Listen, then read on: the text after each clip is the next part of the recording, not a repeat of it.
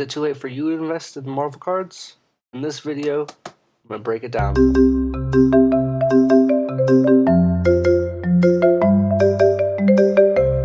So, before I get started, I just got some mail, and I want to open it on camera and show you guys what I've been buying.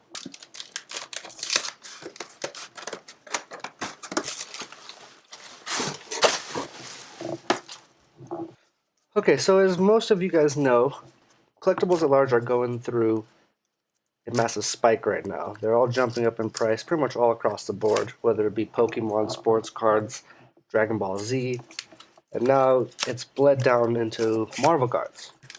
A lot of people are wondering if this is a bubble or if this is an actual market that can sustain itself. Ooh, look at these bad babies. Ooh, Gamora. We got Loki. We got Taskmaster. Jesus, I can't talk. Nightcrawler. Kitty Pryde. Colossus. Leader. This just says Leader. Gamora. Doctor Strange. Chamber. And Whirlwind. So these cards are from the Marvel Vibranium set. I believe it's in 2015. Let me go check it out. Okay. So as you can see, these cards are from the 2015 Upper Deck Marvel Vibranium. So I also got a binder with some more of the cards in here. More cards. A lot more cards. This is the base set. And those other cards I showed you at first were the foil, or were the inserts, the chase cards. So it looks like I pretty much have the entire base set with some more of the chase cards. So, are Marvel cards in a bubble? I think to understand this, we have to go back and understand what happened with cards back in the 90s. There was an era called the junk wax era, and basically cards were overproduced. There wasn't a level of rarity to them. So everybody had every card. Once something is easily accessed, then the demand goes down. That's just how economic supply and demand works. So everybody had every card, and once people realized that these cards were abundant and they were everywhere, then the whole market crashed, and basically the cards were worthless for a long time up until just recently. This is with sports cards, Marvel cards, a little bit with Pokemon, not so much. Pokemon has really lasted the test of time. But with Marvel cards, they're produced into oblivion, and people kind of realized that, and they lost the desire for it. Now, we're in an era where the companies have definitely learned this, and they're making different sets with chase cards and number cards, and there's now a lot different variety to the rarity of the cards within these sets, and so they've introduced the idea of scarcity back into it, and so it's given these cards a little bit more staying power, at least in my opinion. So some people think that we are in a bubble, and what a bubble is that people are speculating on the price of this card, and so they are paying way more than the value of it. And then once a bunch of people do that and they realize that the card actually isn't worth this high price that people are paying for it, then everyone wants to get out really fast. They all sell, and everything comes crashing down. People are saying that the stock market might be in a bubble, Bitcoin might be in a bubble, card community and collectibles might be in a bubble. And I think that there might be a possibility, but we are in a much different time right now. I think that instead of people collecting these cards as a kid and growing out of them, we're in the world where we have now gained money and leisure time, especially with the pandemic, that people are growing into them. They're starting to learn to love them again.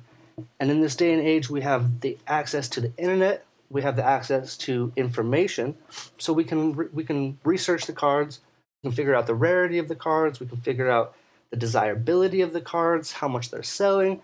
And one thing that really changes this market in the modern day compared to the junk wax era day is with sports cards. If a card starts to drop too much in price, people will see that and then they'll go and start buying it. And so that kind of avoids the bubble crashing, because as it starts to go down too much, people come in and buy it back up. And that supply and demand curve is met in a stasis.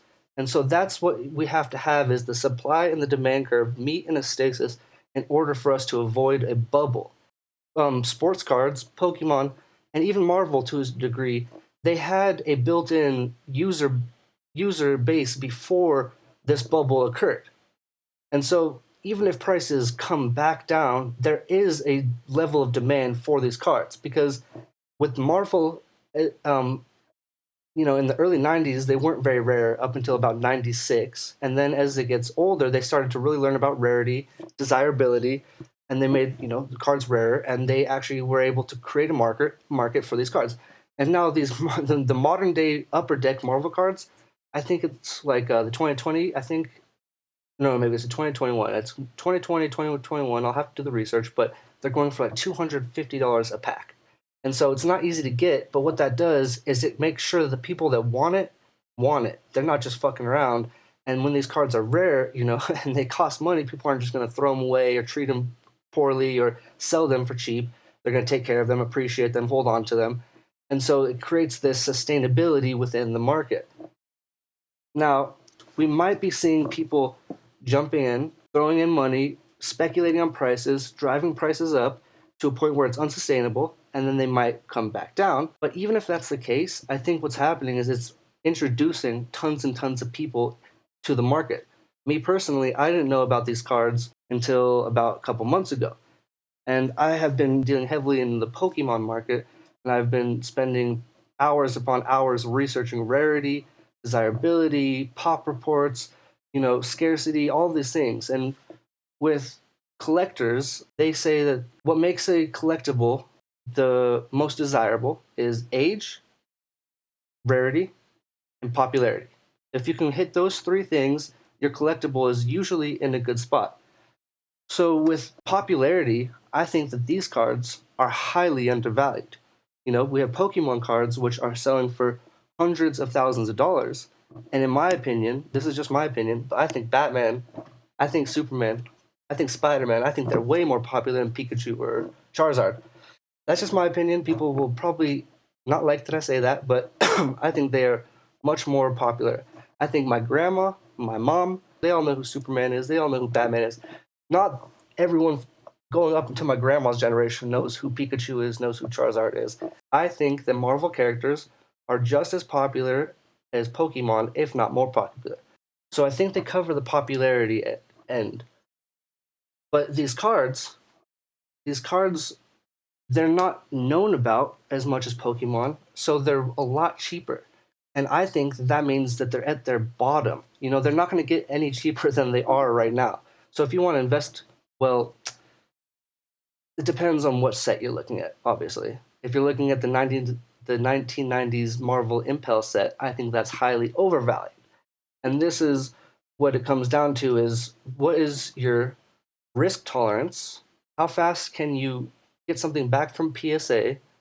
And for me, I think it's a lot better to invest in something that's undervalued, spend the time and money to get graded PSA, and by the time it comes back to you, there might be actually a market for it.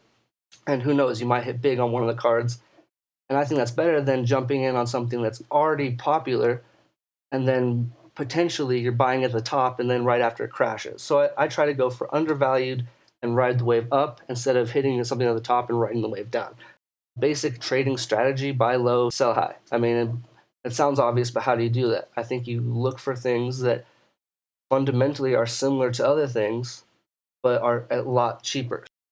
So I think that this market has a big potential to last. I think that the more people learn about it, the more people get educated about the cards, we will see an equilibrium of prices where the cards that are overvalued will start to come down, but the prices that are undervalued will start to go up.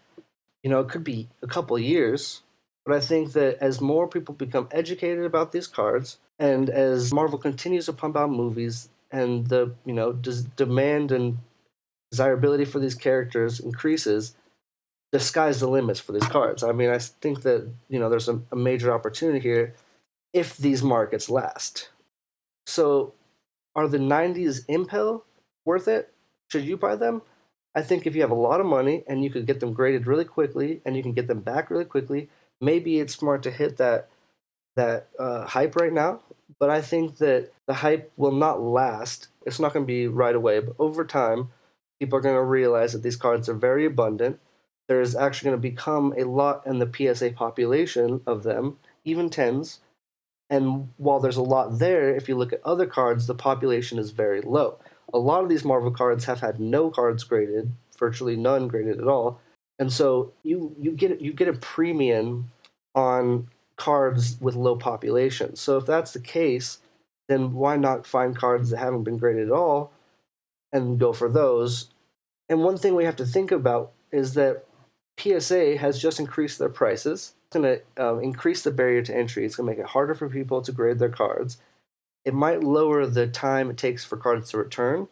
But right now, we're looking for just a bulk submission. It's somewhere like 6 months to a year.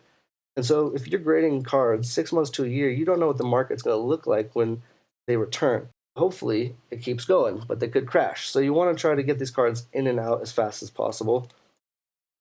So is the market here to last? I think with the stimulus package coming up, with nostalgia built into it, with a modern demand of Marvel movies being pumped out all the time, the TV shows staying in the pop culture zeitgeist, these things have the potential to last. So in the end, I believe these cards have the fundamentals in order for them to last the test of time. It'll just be very interesting to see if the demand catches up in order for it to sustain itself. But I do believe that with the ability to get information on the internet, that a lot more people will be educated about these cards. They will kind of balance out the prices getting too low or too high, because if they get too low, people will see that, they'll come and they'll buy it out, stabilize the price point, and if they get too high, they'll sell them off and stabilize the price point. I think that with the access to the internet, it creates kind of like a stock market effect where it's really hard for something to crash, because if there's enough demand, people are going to buy it up when it gets too low, and they won't let it crash. So it'll be really interesting to see how the market goes from here.